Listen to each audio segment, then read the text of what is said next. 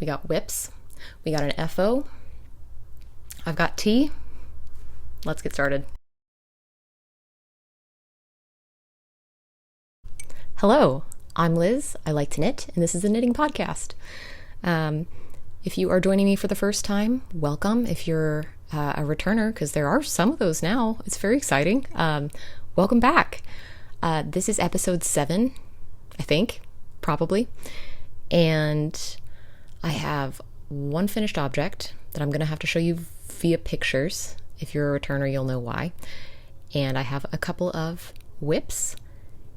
But let's start with what I'm wearing. Oh, I've got some tea today and a cat on my lap. I don't know. Can you see him?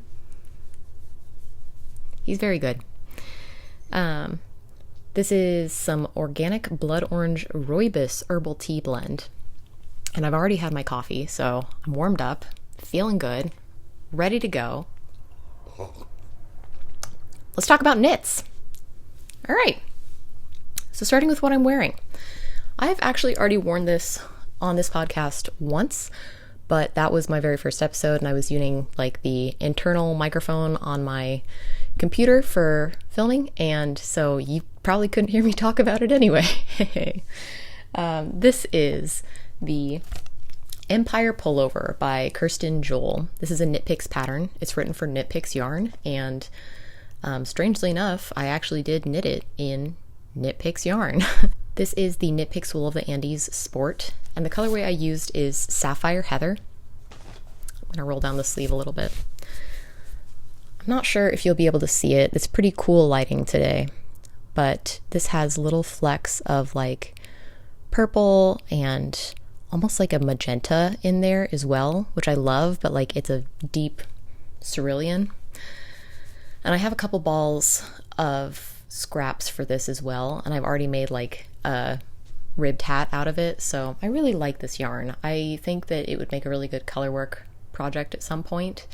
I don't knit a lot of color work, but it's grippy, it's nice, it's non-superwash, and you can probably see this sweater I've had for a couple years, so I don't have great Ravelry notes on it, but I could definitely tell you how this yarn wears, because like I wear this to bed, I wear this out and about, I wear this under coats where it's getting a lot of like movement and rubbing against it, and it's held up really well. I'm not gonna say there's no pills, but there's really not very much. And I think I only depilled it like once, and it's been over a year, so really like this one. This is, I'm unsure of the size. I did definitely use more positive ease than the pattern calls for, which again is pretty unlike me, but I love how it turned out. This pattern is a paid for pattern, but it's $5, so it's not expensive, and it is a modified Gansey. So there's this textured stitch pattern. I have a cat on my lap again, so I'm not going to stand up. But you can see this comes part way up the body. That's where that textured pattern starts. And then it also comes part way up the sleeve. So that's, again, it is a seamed sweater, which honestly, this is the sweater that sold me on seamed sweaters because the structure of it is so good. It fits really well. It doesn't get weird and drapey. It doesn't change a lot from when I blocked it, which is nice. It's refreshing to put on a sweater and know exactly how it's going to fit you every time, you know? No, independent of where it is in its wash cycle. And we are to the end of the wash cycle for this one. It is spring. I need to get all of my winter sweaters in a bath. This is probably the last time, maybe the last time I'll wear it this season. So getting ready for a nice winter sleep. The arms are pretty long. I usually roll them up, but I could use a little extra finger warmth today. This sweater is called for a US 3. I know I didn't knit it in a US 3, but again, this is like when I wasn't as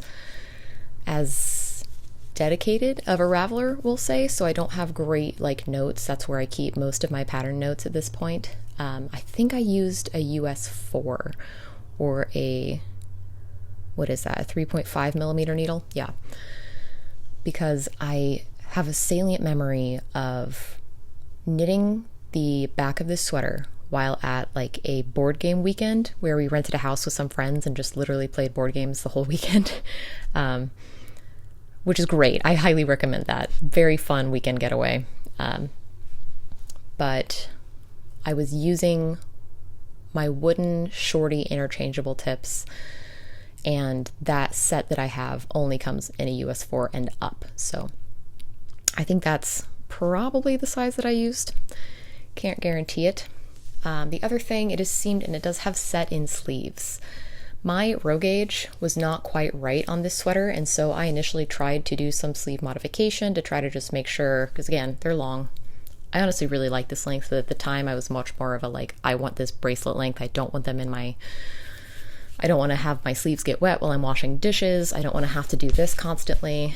So I did initially try to kind of change things up a little bit. Don't do that. I was not as comfortable with modifying patterns at the time, so especially textured stitch patterns, and especially kind of the decreases that they have you do for this, because this is the sleeve is seamed as well, so it's like you cast on, you do this, and then you cast off, and then you do decreases, and then so it's a fun thing to try to seam in if you're not used to doing it, but if I could do it, so could you. So just follow the pattern.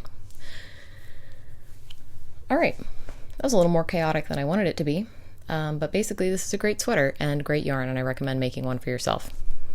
All right, let's talk about my finished object. So I don't have the finished object with me, and for those of you who were here last week, that is because I was rushing to try to get it done and gifted. This was a baby blanket for one of my coworkers. His wife was having their first child, is having their first child. I have given it away out of fear. I'm not a gambler. I didn't want to push my luck and wait until she was like headed into the hospital. So I'll get to that though.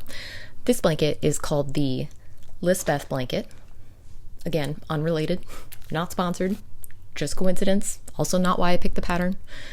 And the designer is Anja Heumann. And I knit this in US size 5 or 3.75 millimeters with the Juniper Moon Farm pod in color 4, which is this kind of like nice natural off-white. Pod is a discontinued yarn, but if you can get your hands on it, it's nice. It's 100% cotton and kind of a boucle, as you can see. They marketed it kind of as like a make your summer garments out of this, and I don't think I would use it for a garment, but I really like it for blankets. I've knit several with this, and I'll get to that in a minute. But I had 3 skeins, because I had this in stash solely for like baby blanket making purposes, and I had broken into one of my skeins to make a little baby hat at one point, but I had most of that skein, so I started with that one. I knit a full skein, and then I kind of just broke into this one basically.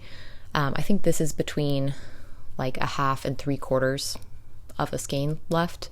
So still got quite a bit of that, but it was getting to the length where I was worried if I got much further, they couldn't use it for like a little baby carrier blanket, or like it would be too much of a like wrap shape and less of like elongated square shape, you know? So I opted to just call it and bind off. The other reason I was eager to bind off a little earlier is because my coworker, I was supposed to have a month until her due date. But again, first kid, you never know how things are going to go. And she was like already having contractions, and like my coworker was like, yeah, she thinks she's going to go like probably this week. And I was like, oh, good. Get it over with. Yeah. So I was rushing a little bit. In fact, I was rushing so much that I cast off at like 11 p.m. one night. I washed it, blocked it that night, laid it flat on my bathroom floor with the fan on all night. And then the next day it was like still a little bit wet, but I took photos before work, which is why these are a little bit dark, because there's no natural light at that hour. And then I scrambled, had it at work, let it kind of dry on the back of a chair, woven the ends during a meeting, and then gifted to him by the end of the day so he could take it home. Oh, also very cute. I mentioned that I like baby blankets that are like the same on both sides. I don't love having a right side and a wrong side for blankets, and that's just me. Like, that's not something that's a problem. But I gave it to my coworker and he was like, "Oh, I love this pattern." And I was like, "Oh, thank you. That's technically the wrong side. This is supposed to be the right side on this side." And he's like, "But I like this side." So I guess that's the upside to having double-sided blankets, is like maybe somebody likes the way the wrong side looks. I'm glad that I wove in the ends well, I guess, is the only moral of that. But yeah, I would definitely make this pattern again. My Ravelry page said that I started it on February 16th and finished it on February 29th, so that's 13 days. And I feel like I should have been able to knit essentially 2 skeins of sport weight a little faster than that, especially since this pattern is so easy and like you're not really having to reference it very much. I talked about this in the last video, but it's like you're cabling 2 out of every 6 rows, and like you don't even have to use a cable needle. She uses very clear instructions on your just like knitting 1 through the back loop, knitting 2 together, and like you can read your work very easily with this one because it's flat, so you don't have to worry about like counting your rows from the last cable and being unsure. Like, it's very easy to tell because you know you're on the side that you need to cable on versus the other side. Anyway, love the pattern, very easy, would make again. And like I said, I do have some leftovers. This is the colorway 4. Like I said, no name for this one, don't know why, but I was able to find the actual names for the other 2 that I have. This is Bellflower, and I have a little bit more of this. I think this is a full skein. I think I just balled all of them up, and you can see I've got the label in the middle there. But this is Bellflower, and this is Flamingo. This wasn't even the brightest pink they made. They made another one called Dragon Fruit, but I think this will be really cute together. I put out a video last week about a bunch of different scrappy patterns, and I didn't even have these in mind at the time because I hadn't finished this blanket, and so I wasn't even thinking about what to do with the scraps yet. But I had one sweater at the very end of my sweaters. It was a baby sweater. Everything else is adult sweaters, because I'm selfish. But there was a baby sweater pattern, and it's like a color block pattern.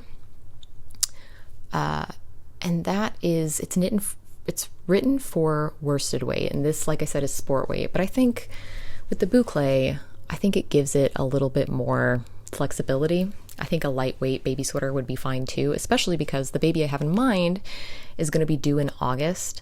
So I think I can make a baby sweater that will work just fine with these in the wrong weight with that pattern guide still. Maybe just make like the 3 to 6 month size versus like the newborn or 0 to 3 month size. So I'm very excited for this. Also, I feel like if I added like a teal to this, I'm not going to buy a skein of this, even if I could, to add that. But this kind of like makes me think of those like 90s disposable cups with like the swirly patterns. I'll try to put a picture up. And I think that my friend would get a kick out of that as well. But that's that. All right, let's move on to my whips. This tea is really good. Whip number 1, you have seen before, and I was hoping to have it, at least have the body finished by this week. I'm close, but not fully there. It's been a pretty busy couple weeks, and I'll talk about that a little bit more in my next whip.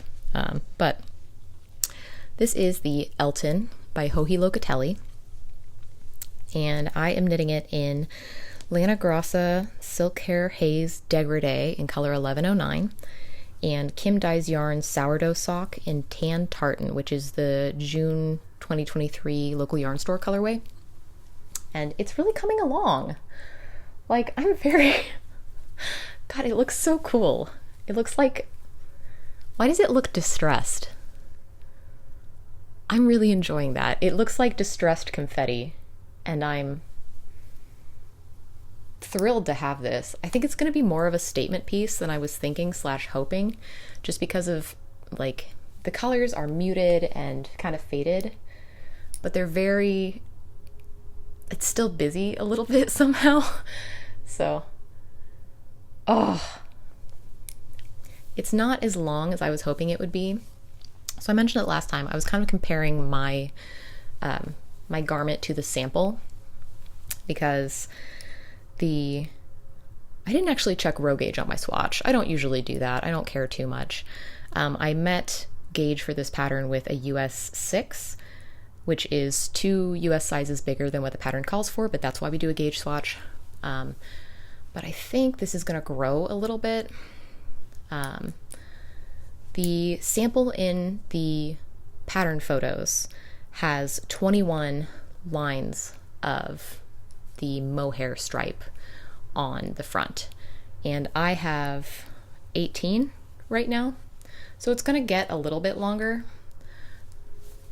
but we'll see. I am definitely going to knit to that 21st mohair stripe, and then I'm going to wash and block this, because this is a superwash yarn, superwash sock yarn, and I think the mohair will block out a little bit too. Right now it looks pretty smooth on the right side of the fabric, but it's like, I don't know if you can see, it's very, sorry about that, it's very ridged on the inside of the fabric where all the purl stitches are, which I think is funny. But I love like I love the light that's coming through it. Oh, I think it's gonna be so nice, and it's so lightweight. Like, my needles are the heaviest thing about this right now. I have so much left. This is the first ball of mohair still, and I don't think I'm going to need another. I have 3 of these. I mentioned it last time, but the point of this pattern was to use this that I got on sale, and I'm only going to use 1 ball of 3, so. And then the Kim Dye's yarn sourdough sock. This is all I have left of the first ball, so I really need to ball up the second skein. But we're moving right along. The next thing I will be doing on this after I block it and knit the ribbing at the bottom is knitting the sleeves, and then you pick up a button band and a collar. And the ribbing on the sleeves are like a 3/4 length, so it's like a boxy, loose frame on the body, and then it'll be kind of a drop shoulder, so the sleeves, depending on how much it blocks out for me, should start like down here and then go to like mid-arm length. So short sleeves should go very fast. The part that I'm nervous about is picking up sleeves on this, because just like the switching colors between each type of yarn, I think is going to be a little bit funky on seeing what stitches I'm supposed to be picking up from. So I'm nervous about that. So we'll see how that goes. I will keep you posted. What else did I want to say about this? The sleeves, I mentioned this in the last one. I did fudge the sleeve depth just a little bit, because this is probably my ego talking, or just my preference for looser sleeves, but I have arms, like I lift weights, so I think I have more tricep and bicep in that area than maybe Hohi does. Why am I sliding Hohi's gym routine? I don't know. But I, needless to say, looked at the pattern schematic and went, I think that I might want just a smidgen more. So I knit this a little bit longer. You cast down on the top and you're knitting down, and then you're joining in the round, or joining in the flat for a cardigan underneath the arms. And I just knit a little bit longer before I decided to join everything. But that also means that I'm probably going to need to pick up more stitches around this. I'm going to base that number to pick up off of the gauge after I block it, because that's how it's going to end up anyway. And personally, I know some people have a significant difference between their gauge when they go from large or flat to a small diameter. I don't notice that so much. And especially with this being superwash and mohair, I think I can block it out probably to about the same gauge.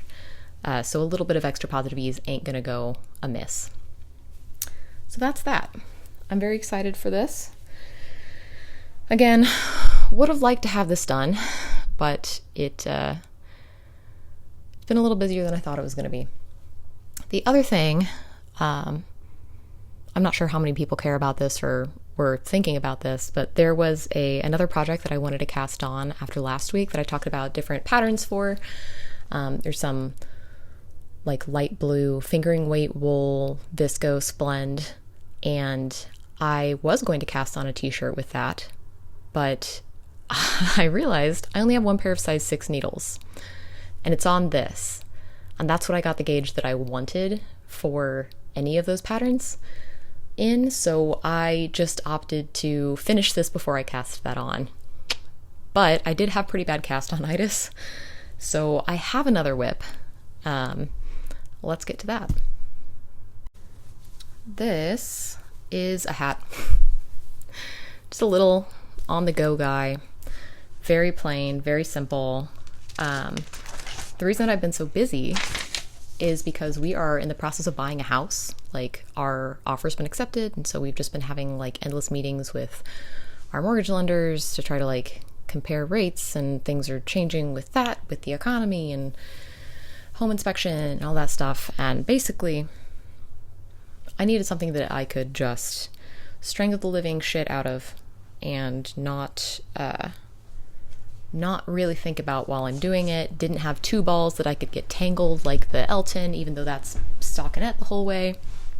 So this is my comfort project slash scratching that new cast on itch that I couldn't satisfy with the t-shirt that I wanted to cast on.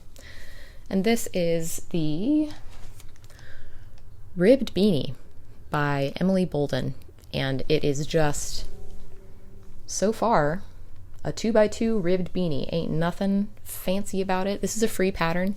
It only comes in one size, which is just like a standard adult size. It says it fits a 52 centimeter. I haven't checked gauge. I just went up one needle size, which is my usual, and it is a ribbed hat, so it's going to be pretty forgiving. Anyway, the reason I picked this one is because it's free, it's easy, and I really liked the decreases. I just think they're kind of cute. I'll put a picture up if I haven't already, but I think the decreases are nice. This yarn is the Lion Brand Lion Brand Superwash Merino in the olive branch colorway. And yeah, it's kind of just it's a muted olive. I'm not loving working with it. The Superwash will make it nice to gift this hat away, but it's just not, like, it's just slippery. When I'm stressed and I really just want to like strangle my knitting, this is why I knit so tight.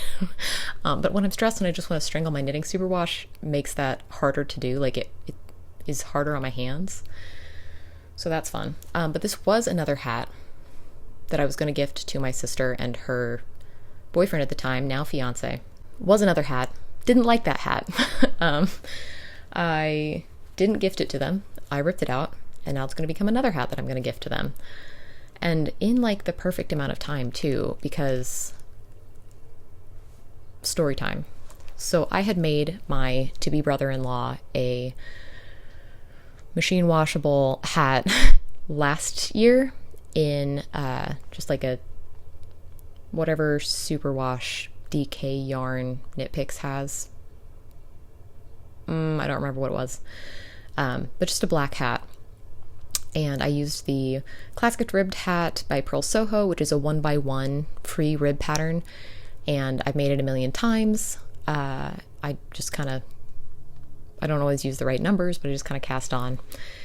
And I don't like the decreases on that one as much, but he wore that on a ski trip that they went on, and somehow he got lost and was just lost for like 3 hours.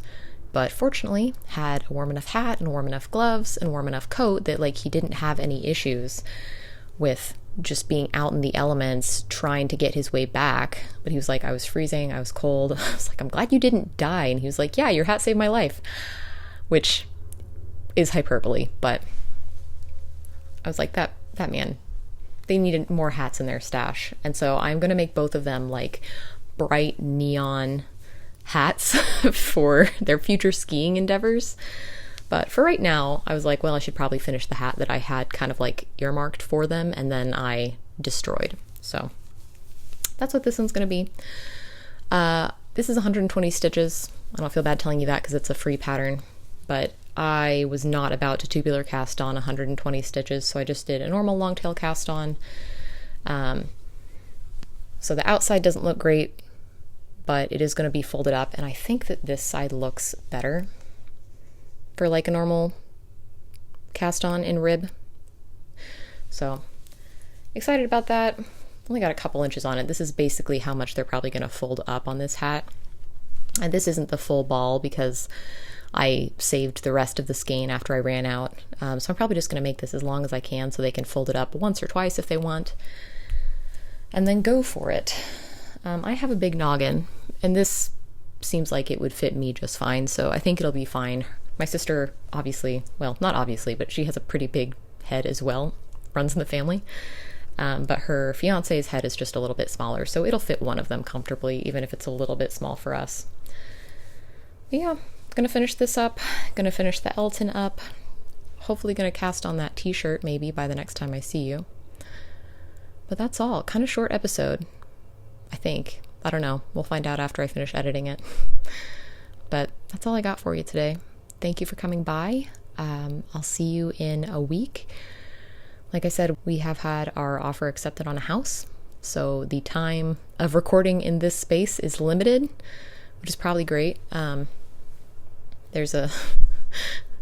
I think I should I show you the rest of this room? Probably. So, a lot of board games, terrible storage, bathroom, exercise bike.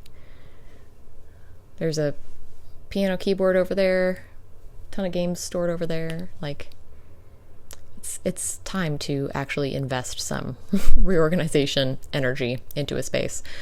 And I'm happy for it to be one that we are going to actually own. So that's that. I will see you guys in a week, still from here. And the next podcast episode should be 2 weeks from now. Thanks for sticking around if you are still with me. And even if not, you're not listening to this, but I hope you have a great day. Hope you're knitting on something fun. Hope you're staying hydrated, thriving, mentally balanced, having a good time. And I'll talk to you later. Bye.